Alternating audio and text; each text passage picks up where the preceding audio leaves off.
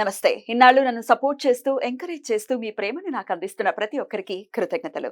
అలాగే ఈ వీడియో కూడా ఖచ్చితంగా మీకు ఉపయోగపడుతుంది. లైక్, షేర్ అండ్ సబ్స్క్రైబ్ చేసి మీ సపోర్ట్‌ని నాకు అందించండి. అలాగే ఈ వీడియో పట్ల మీకున్న అభిప్రాయాన్ని కామెంట్ సెక్షన్‌లో కామెంట్ చేసి తెలియజేయండి. ఇప్పుడు వీడియోని చూద్దాం. అందరికీ నమస్కారం. Welcome to our channel. నేను పద్మిని. ముందుగా ప్రేక్షకులకి శ్రీ క్రోధి నామ సంవత్సర ఉగాది శుభాకాంక్షలు.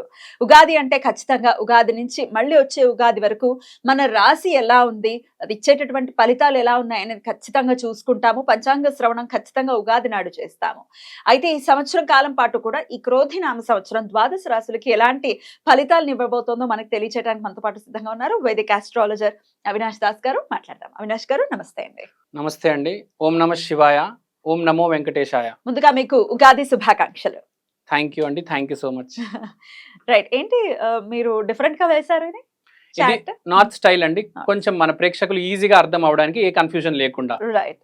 నార్త్ లో ఇలా వేస్తారు, మీరు ఈ స్టైల్లోనే చూస్తారా? అవునండి, ఈ స్టైల్లో చూస్తాను, సౌత్ లో చూస్తాను, నాకు అన్ని అర్థమవుతాయండి. ఇది ప్రేక్షకులు కొంచెం ఈజీగా అర్థమవుతుంది. లగ్నం మారదు, ఎప్పుడు లగ్నం ఓన్లీ ఇది ఈ ఇంట్లో పైన ఇల్లు అయితే ఉందో అదే లగ్నం. సో ఈజీగా అర్థమవుతుంది. సో ఈ క్రోధి నామ సంవత్సరం ఎలా ఉండబోతోంది, దేశకాలమాన పరిస్థితులు ఎలా ఉండబోతున్నాయి, ఎవరి చేత పాలింపబడుతున్నాం ఈ సంవత్సరం ఇత్యాది విషయాలు, అలాగే ద్వాదశ రాశి ఫలాలు కూడా మీ ద్వారా. ఈ సంవత్సరం ఎలా ఉండబోతుంది ముందు అది చెప్తానండి. ఈ సంవత్సరం రాజు అధిపతి కుజుడు కుజుడు చేత పాలించబడతాడు. కాబట్టి కుజుడు చేత రీఫార్మ్స్ ఉంటాయి. అది కాకుండా మన భారతదేశానికి ఈసారి ఏప్రిల్ 25న కుజ దశ మొదలవుతుంది. కాబట్టి కుజ దశ ఇంప్లికేషన్స్ ఉంటాయి. కుజ దశ ఇంప్లికేషన్స్ ఏంటంటే, ఫస్ట్ రియల్ ఎస్టేట్లో రెగ్యులేషన్ జరుగుతుంది. ఇప్పుడు దాకా మనం చూసాము, అడ్వాన్స్ ఇస్తాము, తర్వాత మన చేతికి ఫ్లాట్ రాదు. అవన్నీ ఇప్పటి నుంచి ఉండవు. చాలా జాగ్రత్తగా ప్రతిదీ రెగ్యులేషన్తో జరుగుతుంది. మన మినిమం ఒక గ్యారంటీ ఉంటుంది, మీ ఫ్లాట్ మీ చేతిలోకి వస్తుంది. గవర్నమెంట్ చేతిలోకి రియల్ ఎస్టేట్ని తీసుకోబోతుంది. ఒకటి ల్యాండ్, సెకండ్ అగ్రికల్చర్లో కూడా ఎంఎస్పి ప్రైస్ ఏదైతే ఉందో అది కూడా గవర్నమెంట్ ఫిక్స్ చేసి కంట్రోల్లో పెట్టి రెగ్యులేషన్ చేస్తుంది. సో అగ్రికల్చర్ గవర్నమెంట్ చేతిలోకి వెళ్తుంది, రియల్ ఎస్టేట్ గవర్నమెంట్ చేతిలోకి వెళ్తుంది. ఆర్మీ చాలా స్ట్రాంగ్ అవుతుంది. ఆర్మీ అనేది కుజుడితో కంట్రోల్ అవుతుంది కాబట్టి ఆర్మీ కూడా చాలా స్ట్రాంగ్ రూలర్షిప్ ఉంటుంది ఈ సంవత్సరం. అది కాకుండా ఈసారి భారతదేశం హిందూ రాష్ట్రం అయి తీరుతుంది. ఇది కంపల్సరీ, దీన్ని ఎవరు ఆపలేరు. భారతదేశం హిందూ రాష్ట్రం అవ్వటం ఏమిటి? ఈసారి కుజుడు ఉన్నాడు అధిపతి కాబట్టి సనాతన ధర్మం ఒక విశిష్టత మొత్తం భారతదేశం ఉంటుంది.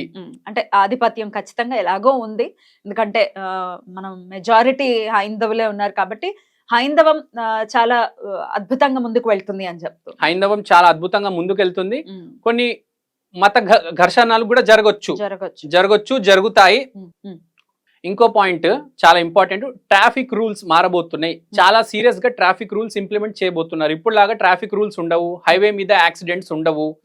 చాలా నీట్ గా కంట్రోల్ చేస్తారు. మొత్తం రోడ్డు మీద మీరు రాంగ్ రూట్ వెళ్ళినా ఫైన్ భారీగా వేస్తారు. హెల్మెట్ లేకపోయినా రూల్స్ అన్ని మారబోతున్నాయి. దుబాయ్ లో ట్రాఫిక్ కంట్రోల్ ఎంత సీరియస్ గా ఉంటది, ఇక్కడ ట్రాఫిక్ అంత సీరియస్ గా చేయబోతున్నారు. ల్యాండ్ రేట్స్ కూడా కొద్దిగా పెరిగే అవకాశం ఉంది. ప్లస్ ల్యాండ్ రెగ్యులేట్ చేస్తారు. అది కాకుండా రివర్స్ మైగ్రేషన్, కెనడా నుంచి ఆస్ట్రేలియా నుంచి చాలా మంది తిరిగి వస్తారు ఇక్కడికి. ఎందుకంటే బిజినెస్ ఆపర్చునిటీస్ బాగా పెరుగుతాయి. మనం వేరే దేశాల్లో చూస్తే ఈ laws, green laws, eco tax అని రకరకాలుగా ఇండస్ట్రీస్ పెట్టడం కష్టమైపోయింది. ఇండియాలో ఇప్పుడు చాలా అవకాశం ఉంది కాబట్టి ఎన్ఆర్ఐస్ అందరూ తిరిగి వస్తారు. రైట్ అండి. ఇక గ్రహస్థితి ఒకసారి మీరు చెప్పేసిన తర్వాత ద్వాదశ రాశి ఫలాల్లోకి వెళ్దాం. గ్రహస్థితి మాట్లాడితే మనం గురువు వృషభంలో ఉన్నాడు. అంటే కృతిక తర్వాత రోహిణి, తర్వాత మృగశిర, తర్వాత ఆరద్ర అలా పయనం చేస్తాడు. తర్వాత మనం తీసుకుంటే రాహు ఉత్తర భాద్రపదలోనే ఉంటాడు. శని పూర్వ భాద్రపదలో ఉంటాడు. కేతు గ్రహము హస్త నక్షత్రంలో ఉంది. ప్రెసెంట్ గురువు అయితే కృతికాలో ఉంది. మీకు ఆర్డర్ చెప్పాను, ఇది ఉత్తర భాద్రపద, ఇది పూర్వ భాద్రపద, ఇలా చెప్పాను. కానీ ప్రజలకు అర్థం అవ్వాలంటే ఫస్ట్ మీకు ఎక్స్ప్లెనేషన్ ఇస్తాను నేను. శాటర్న్ అంటే శని పూర్వ భాద్రపదలో ఉంది. పూర్వ భాద్రపద అంటే ఇప్పుడు దాకా ఏం జరిగింది, ముందు ఏమి జరగబోతుంది, అంటే పాస్ట్ లో ఏం తప్పులు చేశాము, ఇప్పుడు ఎలా సరిదిద్దుకుంటాము, ఈ తప్పులు సరిదిద్దుకొని మనం ముందుకెళ్ళి ఎలా డబ్బులు సంపాదిస్తాము. అంటే ప్రతి మనిషి ఈ సంవత్సరం డబ్బులు సంపాదించడం మనం ఇంకోటి మన పాస్ట్ లో ఏం చేసాము, ఫ్యూచర్ లో ఏం చేయబోతున్నాము అని ఒక ప్లానింగ్ వేసుకొని మెటీరియల్ గా వెళ్తాడు. ఈసారి మనిషి కొంచెం మెటీరియల్ గా ఉంటాడు ఈ సంవత్సరం బికాస్ ఆఫ్ సాటర్న్ ఇన్ పూర్వ భాద్రపద. తర్వాత రాహు ఉత్తర భాద్రపద. ఉత్తర భాద్రపద అంటే ఏంటి, మెటీరియల్ నుంచి స్పిరిచువల్ లోకి వెళ్ళడం. అరే ఇంత కష్టపడి నేను సంపాదించాను, ఎందుకు సంపాదించాను ఇదంతా, మా ఫ్యామిలీ మా పిల్లలు ఇదంతా ఓకే అంటే ఈ సంవత్సరం అలా ఉంటది. అంటే అంత కష్టపడతాడు శని. రాహు ఏమో మాయలో పెడతాడు అనమాట, ఆ స్పిరిచువాలిటీలో కూడా తీసుకెళ్ళిపోతాడు. అంటే బ్యాలెన్స్ చేపిస్తాడు జీవితాన్ని ఈ సంవత్సరం. కేతు ఎలాగో హస్త నక్షత్రంలోనే ఉన్నారు. కేతు హస్త నక్షత్రంలో ఉన్నాడంటే blessings. So blessings are very important for this year. ఈ సంవత్సరం బ్లెస్సింగ్స్ తీసుకొని వెళ్తే మనం చాలా మంచిది.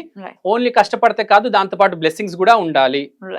సో గురువు కృతిక నుంచి రోహిణి నుంచి మనం మృగశిర, తర్వాత ఆరద్ర. సో అలా ట్రావెల్ అవుతూ వెళ్తాడు. మీకు కృతిక గురించి స్టార్ ఆఫ్ ఫైర్, రోహిణి అంటే హ్యాపీనెస్. సో గురువు అనేది షిఫ్ట్ అవుతూ ఉంటది. సో ఒక్కొక్క నక్షత్రం వెళ్తూ కొద్దీ బేసిక్ గా కృతిక, రోహిణి, మృగశిర, ఆరద్ర ఇది ఒక ఆర్డర్.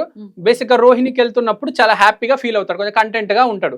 మిగతా అన్ని మీకు తెలిసిన, ఇంకా మనం కష్టపడుతున్నాం కాబట్టి అది సపోర్ట్ చేస్తూ ఉంటది మనకు, కృతిక గాని మృగశిర గాని ఆరద్ర గాని. రైట్, ఇది గ్రహస్థితి. ఇప్పుడు ద్వాదశ రాశి ఫలాలు చూద్దామండి. అవినాష్ గారు, క్రోధినామ సంవత్సరం సింహరాశి వారికి ఎలా ఉండబోతుందండి? క్రోధినామ సంవత్సరం సింహరాశి వాళ్ళు ఆదాయం 2, వ్యయం 14. కాబట్టి కొంచెం ఖర్చు ఎక్కువ ఉంటది. 2 రూపాయలు ఖర్చు పెట్టే చోట 14 రూపాయలు ఖర్చు పెట్టాల్సి వస్తుంది. కేతువు 2వ ఇంట్లో ఉన్నాడు, రాహు 8వ ఇంట్లో ఉన్నాడు, గురువు గారు 10వ ఇంట్లో ఉన్నారు, శని 7వ ఇంట్లో ఉన్నారు.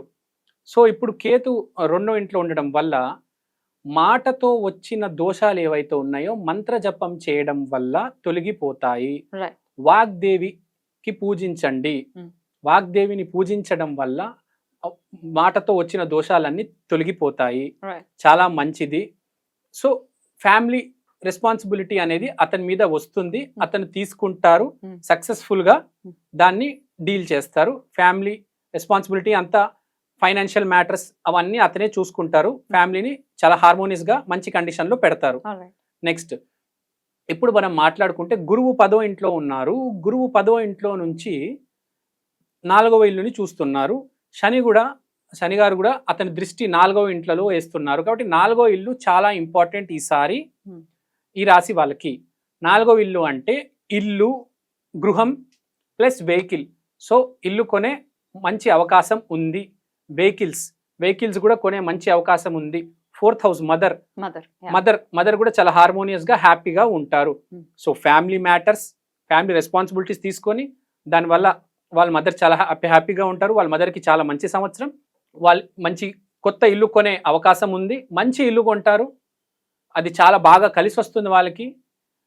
తరతరాలు కలిసి వచ్చే ఇల్లు అది. సో వెహికల్స్ కూడా కొంటారు ఈసారి వాళ్ళు. ఒక రకంగా చెప్పాలంటే ఈ రాశి వారికి, సింహరాశి వాళ్ళకి చాలా అదృష్ట సంవత్సరం ఇది. ఎందుకంటే ఇల్లు వస్తుంది, వాహనం వస్తుంది. ఇల్లు యోగం, వాహన యోగం ఎవరికి పడితే వాళ్ళకి రాదు. ఈసారి సింహరాశికి వచ్చింది, చాలా మంచి యోగము. అలా కాకుండా వీళ్ళ వాకు కూడా చాలా స్పిరిచువల్ గా ఉంటుంది. కేతువు 2వ ఇంట్లో కూర్చోవడం వల్ల వాకు కూడా చాలా పాజిటివ్గా 10 మందికి నచ్చుతుంది. 10 మంది లైక్ చేస్తారు అతన్ని. ఈసారి సింహరాశి వాళ్ళ మాట వల్ల 10 మంది వాళ్ళకి అట్రాక్ట్ అయ్యి వాళ్ళ ఫాలోవర్స్ అవుతారు. దానివల్ల వాళ్ళకి పేరు వస్తుంది. వీళ్ళ ప్రవచనాలు కూడా చెప్పొచ్చు. స్పిరిచువల్ ఫీల్డ్ లో ఉంటే బాగా కలిసి వస్తుంది. ప్రీచింగ్స్ కూడా బాగుంటాయి. వీళ్ళ మాటలే ప్రీచింగ్స్ లాగా ఉంటాయి ఈ సంవత్సరం. ఎందుకంటే నాలిక మీద కేతువు వచ్చాడు కాబట్టి చాలా పాజిటివ్ గా, చాలా స్పిరిచువల్ గా ఉంటారు. సో శని భగవానుడు 7వ ఇంట్లో ఉండడం వల్ల బిజినెస్ అనేది ఆర్గనైజ్ అవుతుంది. శని అనేది డిసిప్లిన్, ఆర్డర్, బౌండరీ. కాబట్టి వీళ్ళ బిజినెస్ అనేది ఒక ఆర్డర్ వస్తుంది. కొన్ని బిజినెస్ చూస్తూ ఉంటాం మనము, ఏ ఆర్డర్ ఫ్రీక్వెన్సీ లేకుండా ఇన్పుట్ వస్తూ ఉంటుంది, అవుట్పుట్ వెళ్తూ ఉంటుంది. ఇన్ఫ్లో వేరు, క్యాష్ ఫ్లో కింద మీద అవుట్ ఉంటుంది, ఫ్లక్చుయేషన్స్ ఉంటాయి. సేవింగ్స్ అకౌంట్, కరెంట్ అకౌంట్ చాలా గజిబిజిగా ఉంటుంది. అలా కాకుండా చాలా ప్రాపర్ గా, ఆర్డర్ గా బిజినెస్ అనేది ఫామ్ అవుతుంది. హైయర్ కి ఏదైతే ఉందో వీళ్ళ బిజినెస్ లో అంతా లోవర్ స్టేజ్ నుంచి అప్పర్ స్టేజ్ దాకా మొత్తం వీళ్ళు ఎంప్లాయీస్ హైర్ చేసుకొని, ఎంప్లాయీస్ కి వాళ్ళ డ్యూటీ ఇచ్చి, బిజినెస్ ని ఆర్డర్ లో పెట్టి, వీళ్ళు లేకపోయినా కూడా వీళ్ళ బిజినెస్ నడిచేటట్టు వీళ్ళకి మంచి వర్కర్స్ దొరుకుతారు ఈ సంవత్సరం. బ్యూటిఫుల్ వర్కర్స్, చాలా మంచి వాళ్ళు. హానెస్టీతో పనిచేసే వాళ్ళు, మనం చాలా మంది చూస్తుంటాం బయట ఇప్పుడు సొసైటీలో చాలా మంది వర్కర్స్ షాప్స్ లో పనిచేసే వాళ్ళకి హానెస్టీ ఉండదు, చాలా కరప్షన్ చేస్తారు, మొత్తం ప్రాఫిట్ చూపించరు, బ్యాలెన్స్ షీట్ తేడా వస్తుంది. అలా కాకుండా మంచి వర్కర్స్ దొరుకుతారు, బిజినెస్ బాగా నడుస్తుంది, చాలా హానెస్టీగా మంచి ప్రాఫిట్స్ వస్తాయి వీళ్ళకి ఈ సంవత్సరం. అష్టమ రాహు ఎట్లాంటి ఇంపాక్ట్? అష్టమ రాహు ఇంపాక్ట్ చెప్తే hidden secrets plus life force. So Rahu 8వ ఇంట్లో ఉండడం వల్ల వీళ్ళు అకల్ట్ నాలెడ్జ్ నేర్చుకోవచ్చు, అకల్ట్ నాలెడ్జ్ వైపు నేర్చుకోవచ్చు. భూమి కింద ఉండేవి ఆర్కియాలజీ, జెమ్ స్టోన్స్ గురించి, లేకపోతే ఆస్ట్రాలజీ కావచ్చు, వాస్తు కావచ్చు, స్పిరిచువాలిటీ కావచ్చు. అకల్ట్ సైన్సెస్ మీద ఇంట్రెస్ట్ పెరుగుతుంది అనుకోవచ్చా? అకల్ట్ సైన్సెస్ మీద ఇంట్రెస్ట్ పెరుగుతుంది. ఇంకా రాహు 8వ ఇంట్లో ఉండడం వల్ల unexpected wealth, most important, unexpected wealth రావడం జరుగుతుంది. 8,000 అనేది unexpected wealth, ancestral property. So marriage చేయడం వల్ల కూడా కొంతమందికి లాభాలు పొందుతారు. సో అన్ఎక్స్పెక్టెడ్ వెల్త్, అన్ఎక్స్పెక్టెడ్ గా మనకు వెల్త్ రావడం జరుగుతుంది. మనది ఏదైతే కాదో, అంటే మన యాన్సిస్టర్స్ నుంచి వచ్చేదే, కానీ మనం సంపాదించలేదు కదా, తరతరాలుగా వచ్చే యాన్సిస్ట్రల్ హెరిటేజ్. కాబట్టి వీళ్ళందరికీ యాన్సిస్ట్రల్ ప్రాపర్టీ సంవత్సరం, చాలా సంవత్సరాల నుంచి కోర్టు కేసులు అలా డ్రాగ్ అవుతూ ఉంటాయి. వాళ్ళందరికీ కేసులన్నీ సాల్వ్ అయ్యి చేతిలో అన్ఎక్స్పెక్టెడ్ వెల్త్ రావడం జరుగుతుంది. బ్యూటిఫుల్.